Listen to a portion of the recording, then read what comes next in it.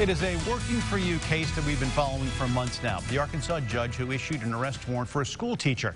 Minutes before her trial, a deal was struck. Kelly Young Franklin was facing a contempt of court charge. Pope County District Court Judge Don Bourne issued that arrest warrant.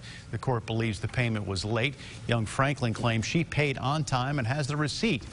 Here's what she told us in April. Didn't process the payment until 3 days later. So it showed up in their system as I made a late payment, and they issued a warrant for my arrest.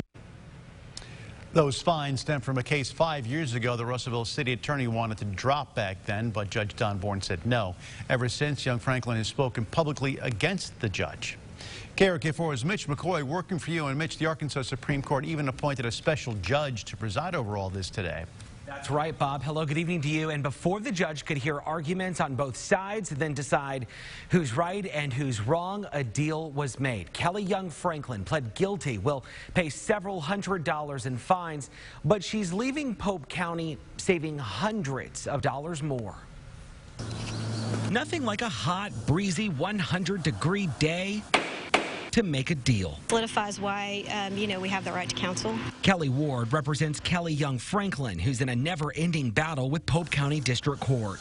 Young Franklin agreed to plead guilty Wednesday to contempt of court.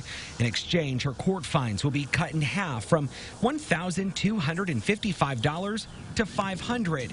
She has until December 6th to pay that, and when she does, her case will be sealed away from the public.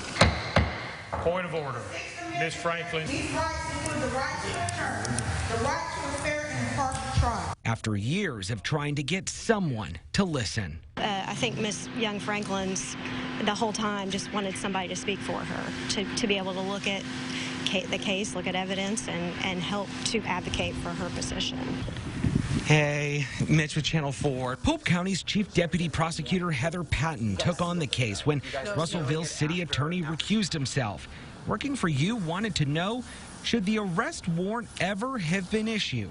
She's been back here several times. I have no comment. Thank you, sir. But today's sealing of the case after the fines are paid is probably a good faith effort by the prosecutor to say this may have been an overstretch. I have no comment. In criminal cases, when you have, like I said, zealous advocates on both sides, you get a resolution that ends up with the right disposition. All right, so the big question tonight, will Young Franklin try to get her original charges from 5 years ago overturned? It would be tricky given the time period to appeal is long and gone, but I did ask Young Franklin's lawyer. She could not say if that's something that the legal team is going to pursue. Bob?